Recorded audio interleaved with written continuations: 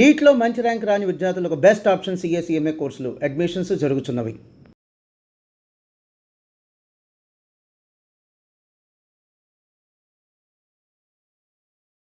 Ambajipeta marriage band చూశాను. మీ characterisation రాసిన డైరెక్టర్‌కి అండ్ చక్కగా ఆ పాత్రలో ఇన్వాల్వ్ అయ్యి చేసిన మీకు big congratulations. Thank you so and uh much. పాత్ర చాలా మందికి యునానిమస్‌గా నచ్చింది తెలుసా? కొన్ని పాత్రలు ఒకళ్ళు ఇద్దరు అంతా అలా అంటారు గానీ, బట్ ఈ పాత్ర గురించి ఎక్కడ ఎలాంటి ఇది, అది అనే మాట రాలేదు. చాలా చక్కగా చేసింది అమ్మాయి అని చెప్పారు.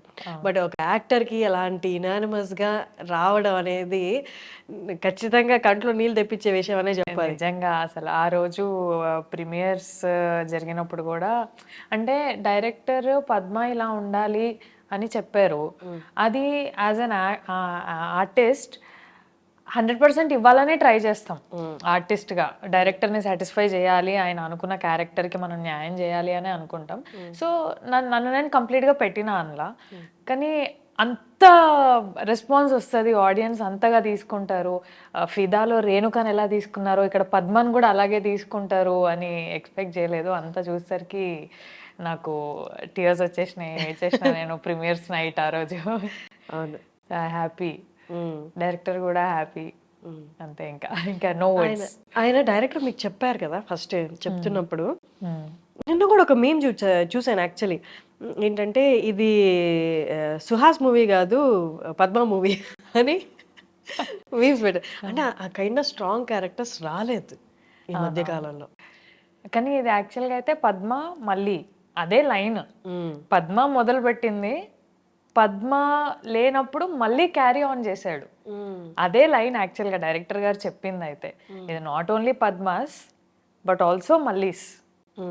పద్మ రివెంజే కదా, మళ్ళీ ఫుల్ఫిల్ చేయకపోతే అది స్టార్ట్ చేసి కూడా పాయింట్ ఉండదు. So that's what happened. కానీ అందరికీ పద్మ బలంగా నచ్చేసింది. అట్ ద సేమ్ టైం ఆయన డెడికేషన్కి అసలు మొక్కాలి, సుహాస్ డెడికేషన్కి. ఆయన ఈ సినిమా కోసం 3 సార్లు గుండు చేసుకొని 2-3 ప్రాజెక్టులు హోల్డ్లో పెట్టడం అనేది మామూలు విషయం కాదు. యాజ్ అ హీరో ఇప్పుడు ఆల్రెడీ ఆయన రన్నింగ్లో ఉన్నారు, ఆయనకు సినిమాలు కూడా వెనకాల ఉన్నాయి, not only Ambajipeta. But still మళ్ళీ క్యారెక్టర్కి ఆయన ఎంత డెడికేటెడ్గా వర్క్ చేసిండ్రు అనేది ఇక మాకే తెలుసు. ఎట్లా నిజంగా గుండు కొట్టుకోవడం, 2 సార్లు 3 సార్లు గుండు కొట్టుకోవడం అది జరిగింది. అది కానీ సుహాస్ మంచి యాక్టర్, నో డౌట్, అందరూ ఒప్పుకున్నది. సుహాస్ సినిమాలో ఉన్నారు అంటే చాలా మందికి ఒకటి ఏంటి అంటే మిగతా క్యారెక్టర్స్ అంత హైలైట్ అవ్వేమో, అంతా సుహాస్ తినేస్తాడేమో సినిమా మొత్తం అన్నట్టుండదు. బట్ సుహాస్ తో క్యారెక్టర్తో పాటు ఈక్వల్గా ఇంకొంచెం ఎక్కువనే చెప్పాలి. మేబీ జనాలు ఆ kind of female, strong female characters expect చేస్తున్నారు ఎవరు రాయక. వన్స్ పద్మ కనిపించినప్పుడు ఇంకా అందరూ ఓన్ చేసేసుకున్నారు. డైరెక్టర్ ఇంకా అలా 2 ట్విన్స్ కదా, ఆబ్వియస్గా మళ్ళీ and Padma both are twins. So ఇద్దరిని ఈక్వల్గా హ్యాండిల్ చేయాలి అని ఈక్వల్గా రాసుకున్నారు. అంటే ఈమె ఆత్మాభిమానం, ఈమె ఏంటి అనేది ఎలా అయితే బ్యాలెన్స్ చేశారో, ఈమె ఎంత ఇష్టం అనేది మళ్ళీని కూడా అంతే ఈక్వల్గా, అక్క అంటే మళ్ళీకి ఎంత ఇష్టం అనేది కూడా ఈక్వల్గా రాసుకున్నారు ఆయన. అంటే 2 క్యారెక్టర్స్ ని బ్యాలెన్స్డ్ గా క్యారీ చేయడం అనేది కూడా ఆయన స్క్రీన్ ప్లే, ఆయన రైటింగ్ అది నిజంగా. కానీ ఫస్ట్ మీకు నెరేట్ చేసినప్పుడు మీకు అది తెలుసు కదా, అంటే ఇది వదులుకోలేని ఆపర్చునిటీ అనేది ఒకటి, ఇంకొకటి మీ దాకా వచ్చిందని ఆనందం. వాట్ వాజ్ యువర్, అంటే మైండ్ లో ఏం రన్ అవుతుంది ఫస్ట్ ఆయన నెరేట్ చేస్తున్నప్పుడు? ఎగ్జైట్ అయ్యా నేను. యాక్చువల్లీ నేను వెయిట్ చేస్తుందే ఇట్లాంటి క్యారెక్టర్స్ కోసం. దుష్యంత్ యాక్చువల్గా మా హస్బెండ్కి ఫ్రెండ్. సో అన్నారు ఇలా నరేషన్. మీ హస్బెండ్ ఏం చేస్తుంటారు? Direction upcoming. Okay, director, direction field లో ఉన్నారు. Is upcoming director. He worked for Skylab and 2-3 films. అక్కడ చీఫ్ అసోసియేట్ గా చేశారు ఆయన. సో ఇప్పుడు own story will come out. Time taking కదా అది.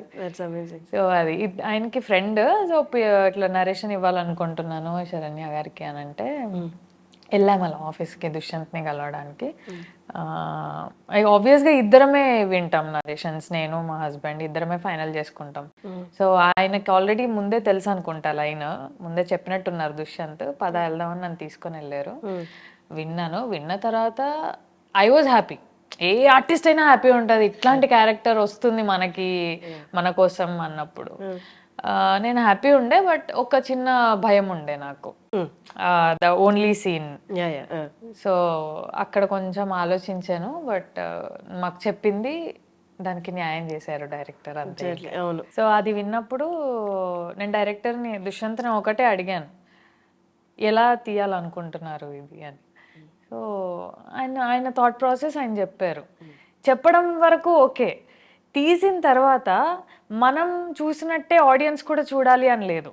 నాకు ఆ భయం ఉండింది అనమాట, ఎలా ప్రొజెక్ట్ అవుతుందో అని.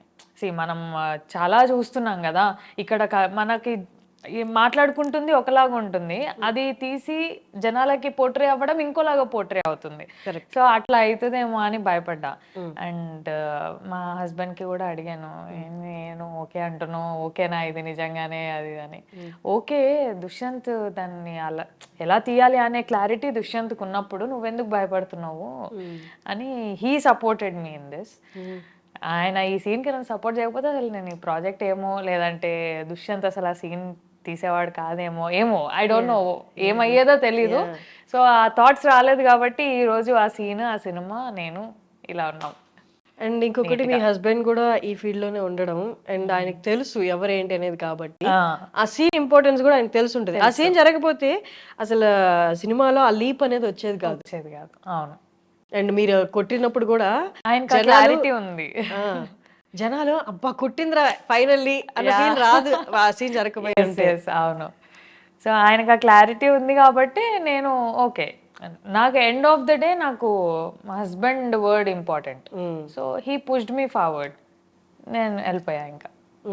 అలా అయిపోయింది మొత్తం. ఇంకా దుష్యంత్ని నమ్ముకొని దుష్యంత్ మీద పెట్టేసి okay, what ever you say I will do it. అది నీట్గా వస్తుంది లేదు అనేది అది ఇంకా నీ బాధ్యత, నీట్గా రావాలి. రిలీజ్ అయ్యే వరకు I haven't watched whole film. ప్రీమియర్సే నేను చూడడం, కంప్లీట్ ఫిలిం నేను చూడను బేసిక్గా. డబ్బింగ్ వరకు కూడా అలా స్క్రోల్ చేస్తుంటే నా డైలాగ్ పోర్షన్ పెట్టండి చాలు, నాకు మొత్తం చూపించొద్దు అని చెప్తా అనమాట. సో అప్పుడే చూడడము, కేమ్ అవుట్ వెల్. ఎవ్వరు కూడా దాన్ని వేరే రకంగా నెగటివ్గా వల్గర్గా చూడడం జరగలేదు. I was happy, I thanked him a lot దుష్యంత్కి. సాటిస్ఫై అయిపోయాను నేను అంతే. అండ్ అది ఎక్కడ డిస్కషన్స్ లో కూడా లేదు. మనం ఇప్పుడు ఏదో ఇంటర్వ్యూలో మాట్లాడాలి కాబట్టి మాట్లాడుతున్నాం, కానీ బయట ఎవరికి డిస్కషన్ లేదు. ఇంకా డిస్కషన్ అంటే ఏముందంటే మీరు కొట్టడం, పోలీస్ స్టేషన్ లో కొట్టడం, ఎగ్జాక్ట్లీ అవును, మిమ్మల్ని చంపేసే సీను, ఇవి డిస్కషన్ లో వచ్చాయి. బట్ వాట్ హ్యాపెండ్ ఈజ్, కొన్ని ఉన్నాయి channels like thumbnails and all, అవి కొంచెం నేను నగ్నంగా చేయడానికి కారణం ఇది అని ఇలా కొంచెం పోర్ట్రే చేసి రాస్తున్నారు. ఇన్ఫాక్ట్ వీడియో ఓపెన్ చేస్తే అందులో ఏం ఉండదు, కానీ ఆ థంబ్నెయిల్ ఏమవుతుందంటే చూసే ఆడియన్స్ కి వ్యూ మారిపోతుంది. అదే సంథింగ్ ఏదో ఉందిరా ఇంట్లో మసాలా అనే ఫీలింగ్ తీసుకొస్తుంది. సో అది కొంచెం బాధేసింది. సినిమాలో అలా చేసిన దానికి కూడా నెవర్ ఫెల్ట్ బ్యాడ్. అక్కడ ఏం లేదు, అరే నీట్ గా ఉందిరా అది. నాకే సెకండ్ థాట్ అనేది రాలేదు. మీరు మనుషులకి ఇన్ఫినిటీ థాట్స్ క్రియేట్ చేసి రాస్తున్నారు అక్కడ థంబ్నెయిల్స్ లో. అది కొంచెం బాధేసింది. కానీ ఈ డిస్కషన్ కూడా వచ్చింది నాకు మా హస్బెండ్ మాత్రం, లైట్ తీసుకో, ఇలాంటివి చాలా ఉంటాయి, వదిలేసేయు అన్నాడు. ఎన్నని రిపోర్ట్ కొడతాం అలాంటివి, ఒకటి రెండు ఓపెన్ చేస్తే చాలా అనవసరంగా ఓపెన్ చేసిన అన్న ఫీలింగ్ వచ్చింది నాకు. అది ఓపెన్ చేసేంత వరకు బాగానే ఉన్నది, ఎందుకు ఓపెన్ చేసినారా గూగుల్ అనిపించింది నాకు. కాదు, మీ హస్బెండ్ ఎంత సపోర్ట్ ఇస్తున్నారంటే ఎక్కడ దొరుకుతారు అసలు ఇలాంటి హస్బెండ్ అసలు చెప్పండి. ఐ డోంట్ నో, దొరికిపోయాడు నాకు అలాగా. ఎక్కడ మీది ప్రాపర్ ఎక్కడ? నాది నిజామాబాద్, అయింది హైదరాబాదే. నేటివ్ వచ్చి ఇబ్రహీంపట్నం దగ్గర విలేజ్ ఆరుట్లా అని మా అత్తగారిది. మాది ఇంకా టోటల్ నిజామాబాద్. నా బాన్ బాటప్ ఎడ్యుకేషన్ అంతా నిజామాబాద్. ఓకే. ఎట్లా అరేంజ్డ్ మ్యారేజా లవ్ మ్యారేజా? Love marriage. అంటే అటు ఇటు ఉన్నారు కదా. నేను V6 వచ్చాను, ఆయన V6 లో వర్క్ చేస్తున్నారు. దెన్ మ్యారేజ్ అయింది. టీ న్యూస్ లో ఒక 6.5 years వర్క్ చేశాను. అలా సెటిల్ అయిపోయింది అంతే ఇంకా. బట్ ఆయనకి క్లియర్గా క్లారిటీ ఉంది అసలు ఇక్కడ ఏంటి, మనం ఇక్కడ ఉన్నా మనకి మనం ఏంటో తెలుసు, మన లిమిట్స్ తెలుసు కాబట్టి హీస్ వెరీ, అంటే కరెక్ట్ థింక్ చేస్తున్నారు. నేను ఆలోచిస్తాను ఒక అమ్మాయిగా, మ్యారీడ్ ఉమెన్గా అలా చేయడానికి నేను ఆలోచిస్తా. అది వద్దు అన్నా సరే నా బ్రెయిన్లో ఒక థాట్ ఉంటుంది.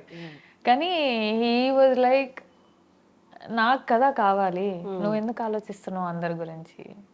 నాకు నా వైఫ్ ఇంపార్టెంట్.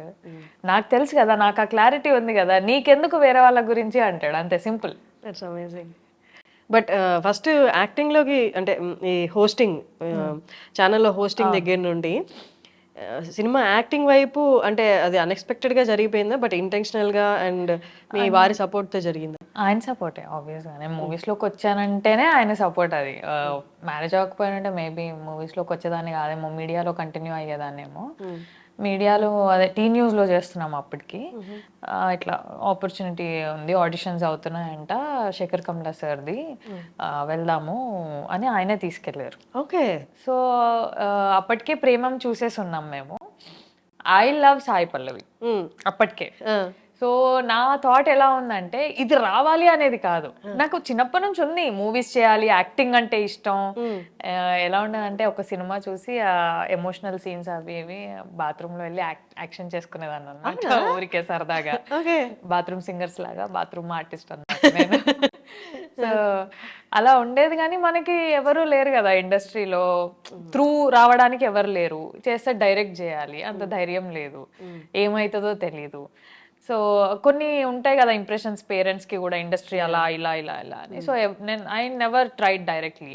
మీడియాలో ఉన్నాను, ఓకే సంపాదించుకుంటున్నాం చేసుకుంటున్నాం, ఓకే ఈ ప్రొఫెషన్ కూడా నాకు ఇష్టమే, చేసుకుంటున్నా హ్యాపీ. ఇలా వచ్చింది వెళ్దాము అని అంటే I just only said one word, okay నాన్న. ఐ కాల్ హిమ్ నాన్న, మై హస్బెండ్.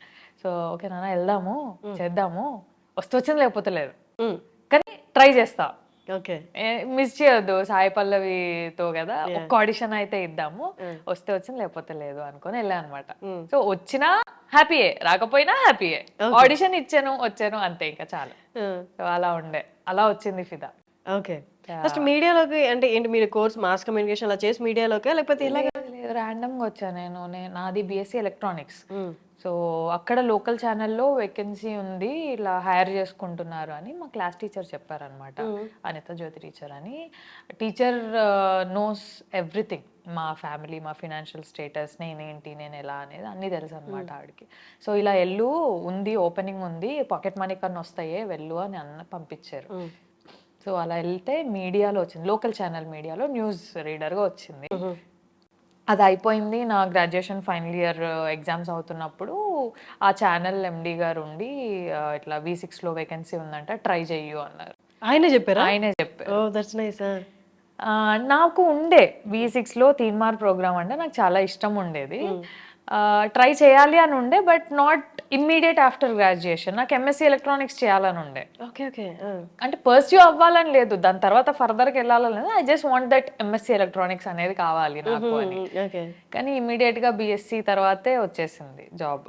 అలా నేను V6లోకి ఎంటర్ అయ్యా అంతే. నాకు మాస్ కమ్యూనికేషన్స్ ఇవేం చేయలే నేను. ఓకే, ర్యాండమ్గా పాకెట్ మనీ కోసం జాయిన్ అయ్యి కంప్లీట్ ప్రొఫెషన్ అది అయిపోయింది.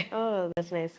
బట్ మీ ఫ్యామిలీ గురించి చెప్పండి. అంటే మీరు అన్నారు పాకెట్ మనీ కోసమే జాయిన్ అయ్యాను అని, ఒక్కసారి మీ ఫ్యామిలీ బ్యాక్గ్రౌండ్ గురించి ఒక్కసారి. నాన్న ప్రైవేట్ ఎంప్లాయీ, అమ్మ ఇంట్లోనే హౌస్ వైఫ్, చిన్నగా టైలరింగ్ అది చేసేదన్నమాట, నార్మల్ బ్లౌజెస్, ఫాల్స్ ఇవి కుట్టేది. నాకు చెల్లె, నేను ట్యూషన్స్ చెప్పేదాన్ని, చెల్లె స్కూలింగ్ ఆ ఏజ్లో, నేను ట్యూషన్స్ చెప్పేటప్పటికి తన స్కూలింగ్. అంతే, ఇంకా మినిమం ఉండేది ఇంట్లో, ఎక్కువ ఉండేది కాదు ఏమి.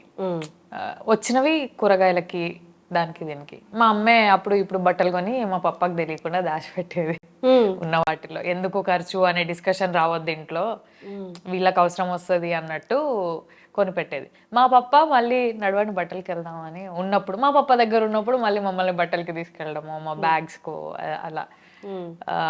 మాకు సిస్టర్స్ ఉన్నారు, సో బట్టలు కానీ బ్యాగ్స్ కానీ కొన్ని తెలుసు కదా, కజిన్స్ దగ్గర నుంచి మన వరకు వస్తా ఉంటాయి, అదే ఆబ్వియస్ అలా వచ్చేవి.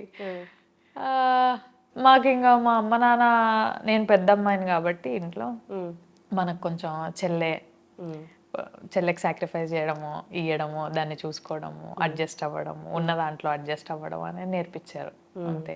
వాటితోనే ఇప్పటికీ కూడా ఉన్న దాంట్లో ఎంత అడ్జస్ట్ అవ్వగలుగుతాము, మనకు కావాలి అనుకునేది మనం ఎప్పుడు తీసుకోగలుగుతాం అనే క్లారిటీతోని ఉంటాం అంతే. ఉన్నాం ఇప్పుడైతే. ఎక్కడ? నిజామాబాద్ దగ్గర? ఇక్కడ లోకలే. లోకల్. అండ్ నేను 10th లో ఉన్నప్పుడు ఇంకా హైయర్ స్టడీస్ పెరుగుతున్నాయి కదా అని మా నాన్న ఊరు వెళ్ళిపోయారు వ్యవసాయం కోసం. అక్కడ కొన్ని 2-3 ఇయర్స్ వ్యవసాయం చేసి మళ్ళీ రిటర్న్ వచ్చి అలా నడుస్తుంది ఇప్పుడైతే ఆల్ గుడ్. కానీ అక్కడి నుంచి రావడం అనేది నాది కూడా ప్రాపర్ నెల్లూరు. అంటే నన్ను బేస్ చేసుకుని అడుగుతున్నా. అంటే అక్కడ వేరు, టౌన్లు వేరు, సిటీలు వేరు. టౌన్లో ఉన్నప్పుడు ఇంత అవగాహన లేకపోయినా కొన్ని కోరికలు అయితే ఉంటాయి. కొంతవరకు ఇది కావాలి, అది కావాలి, ఒక పొజిషన్లో ఉండాలి అని. నిజామాబాద్ నుంచి వచ్చేటప్పుడు ఏ కోరికలతో వచ్చారు? పెద్దగా ఏం అనుకోలేదు, V6లో చేయాలి అనేదే ఉండే. కానీ నాకు భయం, నేను ఎప్పుడు నిజామాబాద్ వదిలి బయటికి రాలేదు, చదువుకోవడానికి కూడా రాలేదు, నాట్ ఈవెన్ హాస్టల్. నిజామాబాద్లో అమ్మ దగ్గరే ఉండేదాన్ని. అప్పుడప్పుడు సరదాగా అమ్మ పప్ప ఇట్లా బెదిరించారు అనమాట, హాస్టల్ వేస్తామని. ఏడ్చేసేదాన్ని నేను ఉండాను హాస్టల్లో, నా వల్ల కాదు అని. కానీ అట్లాంటిది గ్రాడ్యుయేషన్ తర్వాత ఫస్ట్ టైం హాస్టల్లో ఉండాలి, ఆ బెంగ, సిటీలో ఏం తెలీదు, బస్సులు పట్టుకోవాలి, బస్సుల్లో తిరగాలి, ఆ భయం ఉండింది అంతే. అక్కడ సెటిల్ అవ్వాలనేదే ఉండే కానీ ఫ్యూచర్గా పెద్ద ఏం ఆలోచించలేదు. ఫస్ట్ ఇది దాటగలిగితే ఇది దాటగలిగితే చాలు. అండ్ అప్పటికీ నాకు తీన్మార్ అంటే ఇష్టం కాబట్టి దాంట్లో వస్తే చాలు, అందులో చేసుకోవాలి హ్యాపీగా అనేదే ఉండే. బట్ హైదరాబాద్కి వచ్చాక ఇబ్బందులు ఏం ఫేస్ చేయలేదా? టౌన్లో ఉన్నప్పుడు అంటే మన వాళ్ళు, మన ప్రపంచం అంతా, ఇక్కడ డిఫరెంట్ మైండ్ సెట్స్ ఉంటాయి. ఒక మాట మొహం మీద అనడానికి కూడా ఎవరు ఆలోచించారు, ఎందుకంటే ఎవరి లైఫ్లో వాళ్ళు బిజీగా నేను ఉంటారు. అస్సలు అనలేను అలాగా. అంటే ఇప్పుడు ఏమో తెలీదు, ఇప్పుడు మన స్టాండ్ మనమే తీసుకోవాలనేది నేర్చుకున్నా. కానీ ఇబ్బందులు ఏం పడలేదా వచ్చినప్పుడు మీడియాలో? అంటే ఎవరైనా ఒక మాట అంటే భయపడిపోయి ఊరు వెళ్ళిపోతా అనుకోవడం, లేకపోతే ఈ కష్టాలు అవి చూడక ఈ గందరగోళం లైఫ్? అలా అస్సలు అనుకోలేదు. ఎప్పుడు కూడా మా పప్ప చెప్పేవాడు అనమాట, మరీ ఇబ్బంది అనిపిస్తే వచ్చే బేట, ఉండకు, నేనున్నా, నేను చూసుకుంటా, కష్టపడకు అంటే మరీ అని. కానీ చిన్నప్పటి నుంచి నేర్చుకుంది, వీ హ్యావ్ టు లెర్న్. మనం నేర్చుకోవాలి ఏదైనా సరే. ట్యూషన్స్ చెప్పడం అయినా కూడా నేర్చుకునే ప్రాసెస్ అది, నేర్చుకోవాలి. సో అలాగే ఉండే నాకు కూడా, నేర్చుకోవాలి, బస్సెస్ పట్టుకోవాలి. పప్ప ఒకటే చెప్పేవాళ్ళు అనమాట, మనకు తెలియదు అంటే అడగాలి, అడగడంలో తప్పులేదు, తెలీదు అడిగి తెలుసుకోవాలి అంతే. సో ఇప్పటికీ ఏదన్నా తెలియకపోతే ఇప్పుడు గూగుల్ వచ్చింది, అప్పుడు అంత అవగాహన లేదు కదా. సామ్సంగ్ జావా ఫోన్లు, ఇంటర్నెట్, ఈ సింబల్ ఇంటర్నెట్లు, ఇవే కదా. సో నేర్చుకోవాలి అనే ప్రాసెస్లోనే ఉండే. కానీ ఆఫీస్లో భయం వేసేది, ఎవరు ఏ డెసిగ్నేషనో తెలీదు, మనం కొత్త, వీళ్ళ దగ్గర పోయి పలానా అని అడిగితే నన్ను అడుగుతుందా అని ఫీల్ అవుతారేమో అన్న భయం, నన్నే అడుగుతుందా అనే భయం. ఎవరిని ఏం అడగాలో తెలియదు, ఎవరిని ఏం మాట్లాడియాలో తెలియదు. అలా కూర్చొని మూలకు కూర్చొని పేపర్ చదువు అని అంటే పేపర్ చదువుకునేదాన్ని, వాయిస్ ఓవర్స్ చేసేదాన్ని. ఆ ప్రాసెస్లో కొంచెం హ్యాపీగా, కంఫర్టబుల్గా మా ఆయన పరిచయం అయ్యారు అనమాట. సో తర్వాత తీన్మార్ వచ్చినప్పుడు భయం లేదా? మీ ఆయన వచ్చి మాట్లాడినప్పుడు అసలే సిటీ, ఎవరో ఏంటో తెలియదు, ఈయన వచ్చి మాట్లాడుతున్నారు అని ఫస్ట్ భయం ఏమీ లేదా? లేదు. ఓకే. అంటే ఆయన ఫన్నీ, జోవియల్గా ఉండేవాళ్ళు. నేను మాట్లాడేది ప్రోగ్రామ్కి సంబంధించిన 2-3తోని ఎక్కువ మాట్లాడేదాన్ని, మిగిలిన వాళ్ళతో నార్మల్గా వాళ్ళు పని ఇస్తే పని, పేపర్ వాయిస్ ఓవర్ పేపర్ ఇస్తే వాయిస్ ఓవర్ వరకే మాట్లాడేదాన్ని. అంతకుమించి మాట్లాడాలంటే భయం.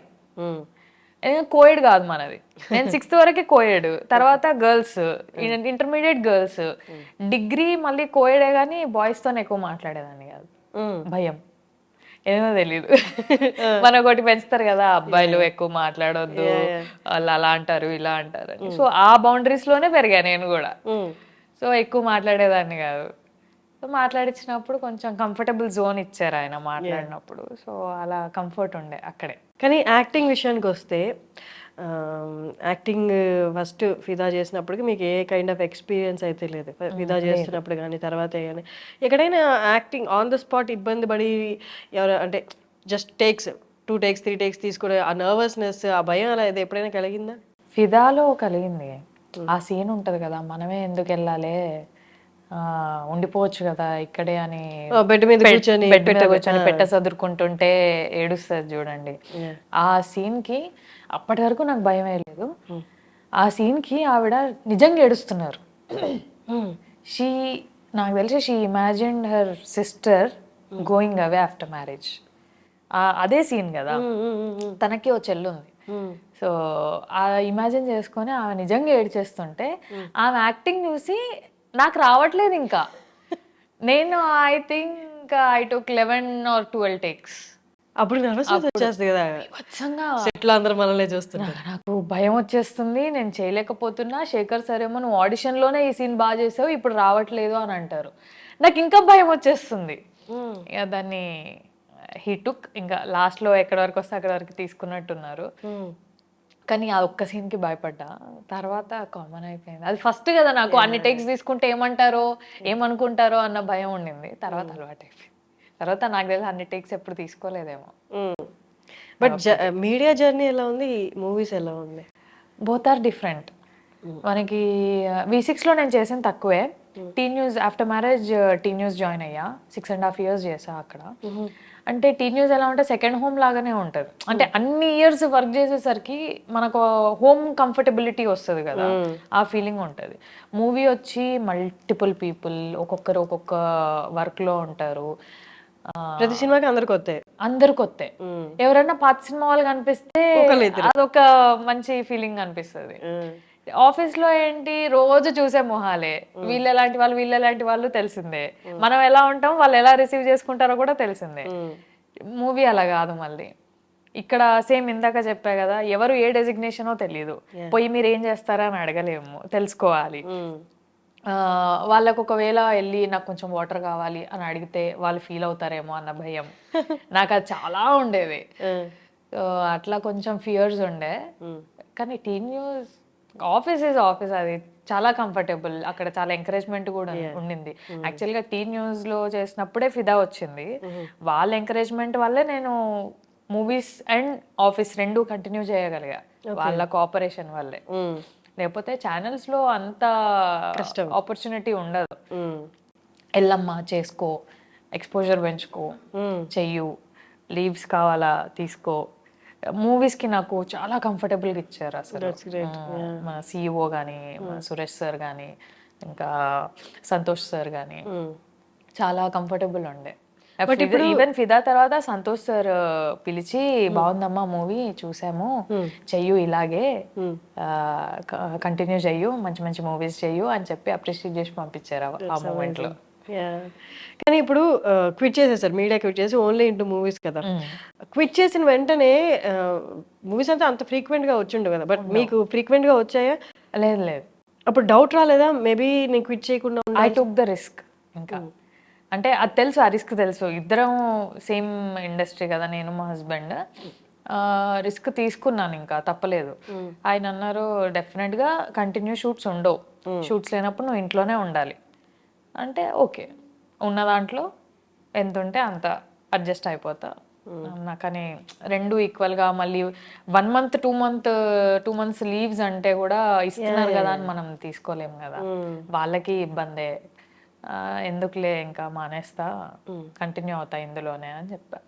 దాని తర్వాతే ఖుషి, అంబాజీపేట ఇవి స్టార్ట్ అయ్యాయి. సో ఐ థాట్ దీనికి నేను లిటరల్గా 1 month 2 months 3 months కూడా షూటింగ్స్ చేయడం అయ్యింది.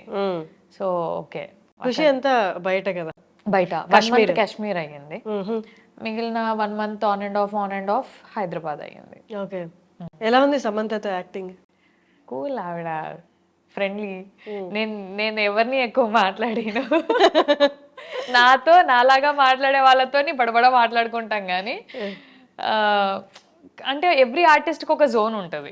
ఈవెన్ నాకు ఓ జోన్ ఉంటుంది. ఎవరైనా వచ్చి మాట్లాడితే నేను ఎలా ఫీల్ అవుతానో, నేను వెళ్ళి మాట్లాడినప్పుడు వాళ్ళు అలాగే ఫీల్ అవుతారేమో, వాళ్ళకి ఆ కంఫర్ట్ జోన్ అనేది లేకపోతే వాళ్ళు అలాగే ఫీల్ అవుతారేమో అన్న దాంట్లోనే ఉంటా నేను. సో నేను ఎక్కువ డిస్టర్బ్ చేయను. మాట్లాడినంత వరకు బాగా మాట్లాడేవారు సమంత కానీ, విజయ్ కానీ. కూల్, రాగానే గుడ్ మార్నింగ్, హాయ్ బాయ్, ఆడవారికి బాగానే ఉండేది. అంతే. మీరు చెప్పిన ఇద్దరు పేర్లు సమంత కానీ, సాయి పల్లవి కానీ, అంటే వీళ్ళు వాళ్ళ హార్డ్ వర్క్కి చాలా మందికి, వాళ్ళ హార్డ్ వర్క్తో చాలా మందికి గుర్తున్నారు. అండ్ ద సేమ్ టైం వాళ్ళ సక్సెస్ కూడా అందరు చూసింది. బట్ మీరు కలిసి వర్క్ చేశారు కాబట్టి ఒక్కొక్కరిలో యూనిక్ అండ్ బెస్ట్ క్వాలిటీ ఏదైనా ఉంది అంటే, యూనిక్ క్వాలిటీ, బెస్ట్ వద్దులేండి తీసేద్దాం, బెస్ట్ అనేది very relative term. Unique quality మీకు అనిపించింది, అబ్బా ఈవెంట్లో ఇది సంథింగ్ గుర్తుపెట్టుకోవాల్సిన క్వాలిటీ అనిపించింది ఇద్దరిలో? ఇద్దరిలో కామన్ పాయింట్ అయితే హార్డ్ వర్కింగ్. ఇప్పుడు తమిళియన్ అయ్యండి సాయి పల్లవి గారు తెలుగు నేర్చుకోవడం ఒక ఎత్తు, తెలంగాణ నేర్చుకొని ఓన్ డబ్బింగ్ చెప్పుకోవడం ఒక ఎత్తు. యా ఇప్పటికిప్పుడు మనం వెళ్ళి మలయాళం డబ్బింగ్ చెప్పాలన్నా కూడా అది రాదు, చాలా టైం పడుతుంది. తను కష్టపడి నేర్చుకొని ఫస్ట్ ఫిలింకే సెల్ఫ్ తెలంగాణ డబ్బింగ్ చెప్పుకున్నారు ఆవిడ. Yes hard working. Okay Samantha గారిది హార్డ్ వర్కింగ్ అంటే షీ బిల్డ్ హర్ ఎంపైర్. అసలు 14 years ఆఫ్ సెలబ్రేషన్ అయింది మొన్నే. అంటే 14 years ఆవిడ అంత కష్టపడి స్క్రాచ్ నుంచి వచ్చి ఒక ఎంపైర్ బిల్డ్ చేసుకొని now all over the world everyone knows Samantha. అవును అది చాలా హార్డ్ వర్కింగ్. యా సో ఇద్దరిలో కామన్ పాయింట్ అయితే అదే హార్డ్ వర్కింగ్. యునీక్ అంటే ఎవరితో ఎక్కువ క్లోజ్గా మూవ్ అవ్వలేదు కదా. సాయి పల్లవి గారితో కూడా క్లోజ్గా ఏం మూవ్ అవ్వలేదు. సో కాంబినేషన్ సీన్స్ వరకు లేదా షార్ట్ గ్యాప్లో 1-2 మాట్లాడడమే. ఎక్కువ జర్నీ చేస్తేనే will get to know what is the unique point in them అనేది. సో వీళ్ళ నుంచి నేర్చుకోవాలి ఏమైనా అంటే హార్డ్ వర్కింగ్ అండ్ పల్లవి గారి దగ్గర నుంచి స్టోరీ పికింగ్ అది నేర్చుకోవాలి. ఆమె చాలా అంటే ఎప్పుడో ఒకటి వచ్చినా కూడా ఆమె రోల్స్ పిక్ చేసుకోవడం అనేది యూనిక్ ఉంటుంది, అవును రిలేటెడ్గా లేకుండా. అలా అంబాజీపేట చూసిన వాళ్ళు సినిమా ఇండస్ట్రీ నుండి మీకు కాల్ చేసి చాలా చక్కగా చేసావు, మీరు ఎక్స్పెక్ట్ చేయని కాల్ చేసి మీ యాక్టింగ్ గురించి కాంప్లిమెంట్ ఇచ్చిన వాళ్ళు ఎవరిదైనా కాల్ ఉందా? ఎక్స్పెక్ట్ చేయని కాల్ కాదు, కాల్ రాలేదు, మెసేజ్ అయితే వచ్చాయి. లైక్ రాజా ఫిదాలో హస్బెండ్గా చేశారు కదా రాజా అప్రిషియేట్ చేశారు. మన హసిద్ గోలీ డైరెక్టర్ గారు ఓకే అప్రిషియేట్ చేశారు, కంగ్రాచులేట్ చేశారు. మొన్న భామకలాపం 2 ప్రీమియర్స్ రోజు హను సార్ని కలిసా, హనురాఘవ్.